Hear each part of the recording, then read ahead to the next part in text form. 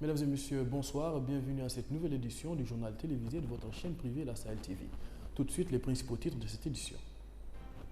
Retour du président de la République Mohamed Ould Abdelaziz en provenance d'Istanbul en Turquie après avoir participé au premier sommet mondial sur l'action humanitaire qui s'est déroulé du 23 au 24 mai 2016.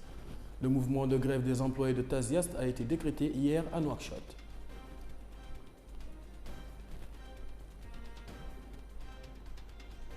Anniversaire de la signature des accords de l'OIA le 25 mai 1963.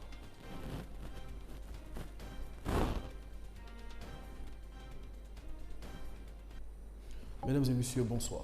Le président de la République Mohamed Ould Abdelaziz est arrivé hier à Nouadhibou en provenance d'Istanbul en Turquie après avoir participé au premier sommet mondial sur l'action humanitaire qui s'est tenu du 23 au 24 mai 2016. Le chef de l'État a inauguré à Nouadhibou 2 patrouilleurs de haute mer qui ont été construits en République populaire de Chine. Mamoudou Dembassi nous en dit plus. C'est sur financement de l'État mauritanien que ces 2 patrouilleurs de haute mer ont été construits en République populaire de Chine. Ils ont une grande capacité d'intervention.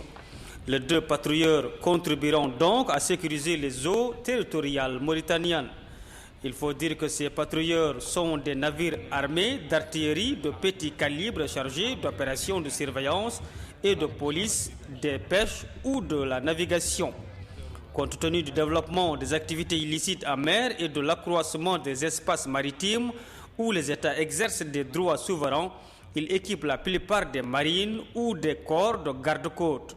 Dans les pays qui disposent de peu de ressources budgétaires, ces patrouilleurs d'un coût relativement peu élevé peuvent même constituer les seules unités des forces navales.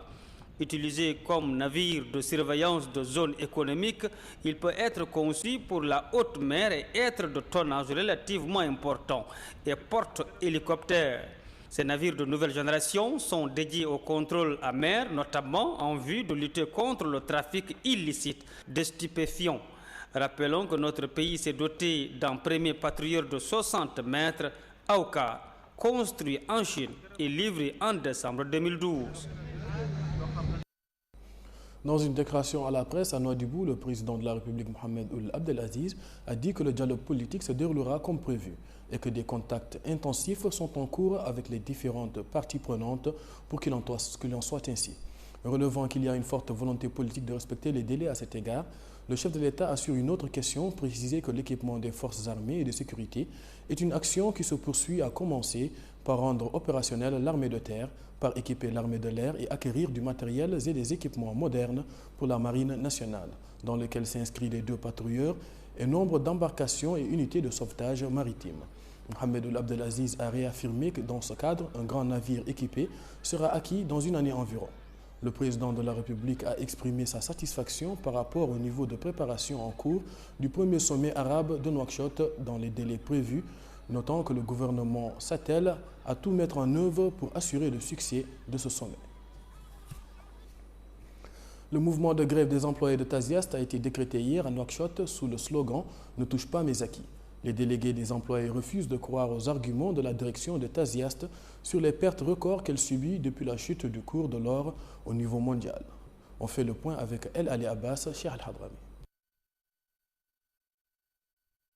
Les délégués du personnel de Taziast Mauritanie ont déclenché une grève pour protester contre des mesures entraînant la perte des acquis sociaux. Pourtant, des décisions ont été encore engagées entre la direction de Taziast Mauritanie et les délégués syndicaux des employés de la société, mais ils refusent de croire aux arguments de la direction de Taziast sur les pertes records.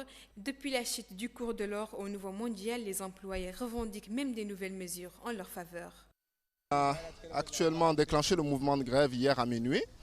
Donc c'est pour empêcher l'action du management de Kinross pour diminuer, dans le but de diminuer les salaires des nationaux. Bon, diminuer les salaires des nationaux, c'est surtout diminuer les acquis qui ont été vraiment durement acquis au travers des dernières années. Et il s'avère qu'actuellement, la société en tant que telle avait déjà demandé beaucoup de sacrifices au travers des 2 compressions qui ont été faites ces 2 dernières années. Et que ce n'était peut-être pas le moment de demander un autre sacrifice qui est de diminuer le salaire des gens. Donc c'est pour ça que tout le monde est dehors aujourd'hui, pour empêcher qu'on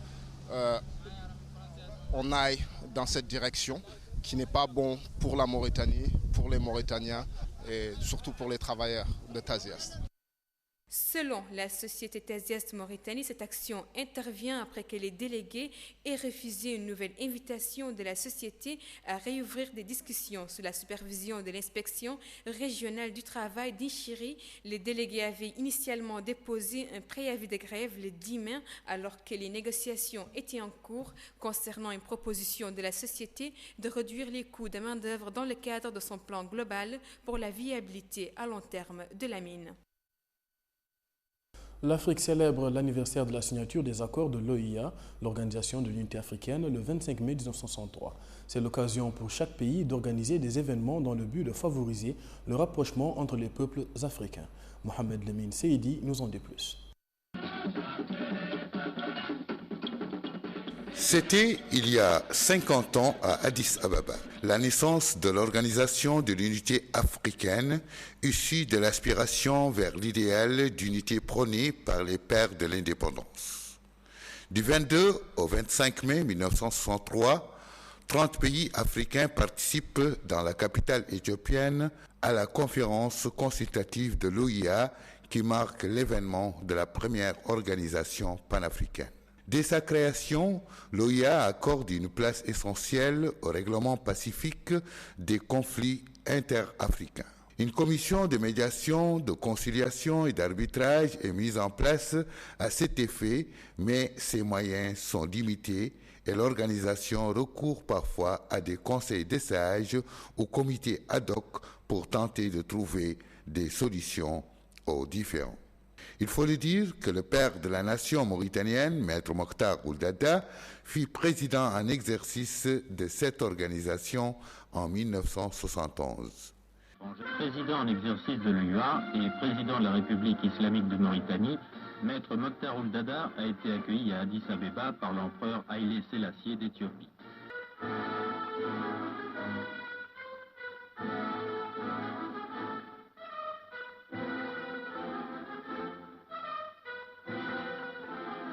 C'est au président Ould Daddah que revint le rôle de présenter le dossier africain. Cet important discours de 40 minutes allait mettre clairement l'organisation internationale devant ses responsabilités. En effet, le président Ould Daddah a suggéré des résolutions applicables et non de simples recommandations. L'Union africaine succède à l'Organisation de l'Unité africaine en 2002 lors d'un sommet tenu à Durban, en Afrique du Sud, en application de la déclaration de Sirte du 9 septembre 1999. La mise en place de ces institutions, Commission parlementaire panafricaine et Conseil de paix et de sécurité, a eu lieu en juillet 2003 au sommet de Maputo, au Mozambique. Son premier président a été le Sud-Africain Thabo Mbeki, précédemment président de l'OIA. Ses buts sont d'œuvrer à la promotion de la démocratie, des droits de l'homme et de développement à travers l'Afrique, surtout par l'augmentation des investissements extérieurs par l'intermédiaire du programme du nouveau partenariat pour le développement de l'Afrique, NEPAD. Un des objectifs de l'Union africaine est de promouvoir la paix, la sécurité et la stabilité du continent. Parmi ces principes se trouve la résolution pacifique des conflits parmi les États membres de l'Union à travers les moyens appropriés décidés par l'Assemblée.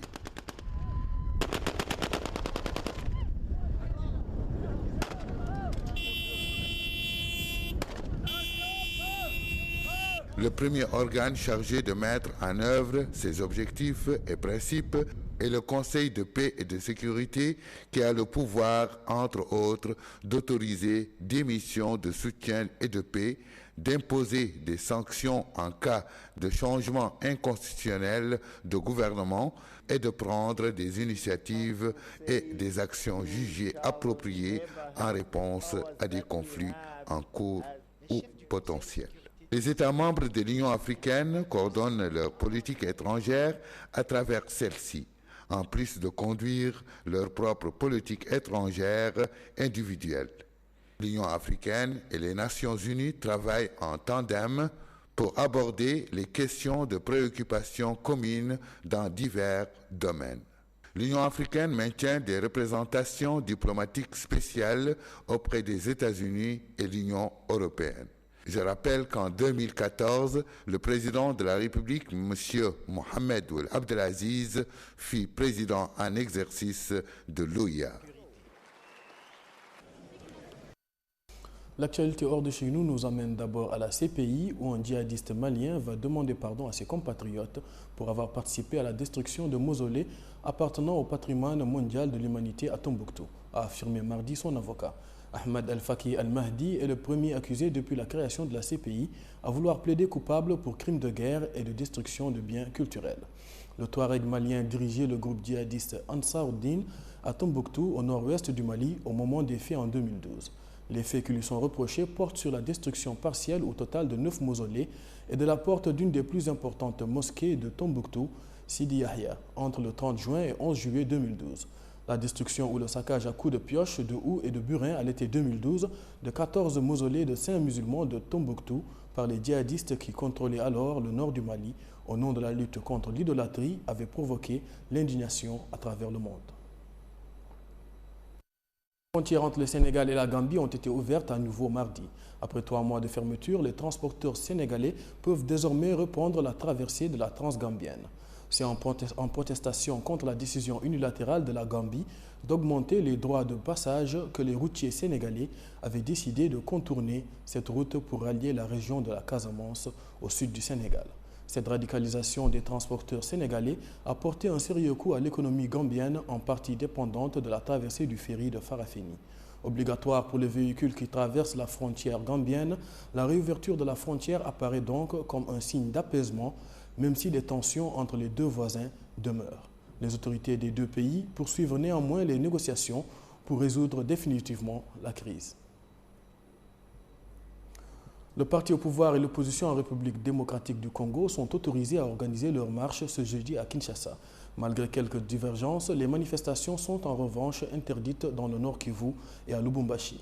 La tension reste toujours vive entre pouvoir et opposition en République démocratique du Congo. Le 11 mai, la Cour constitutionnelle a autorisé Joseph Kabila à rester au pouvoir au-delà du terme de son mandat, alors que tout indique que la présidentielle censée avoir lieu avant la fin de l'année ne sera pas organisée dans les temps. Une décision que conteste l'opposition.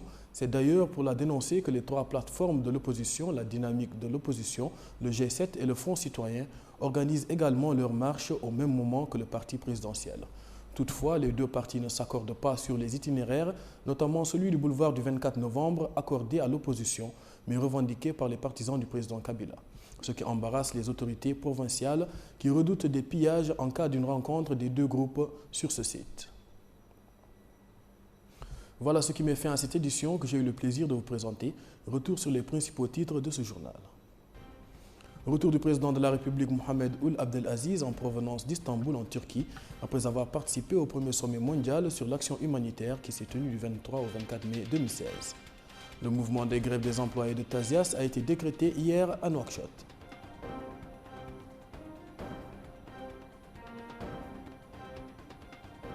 Anniversaire de la signature des accords de l'OUA le 25 mai 1963.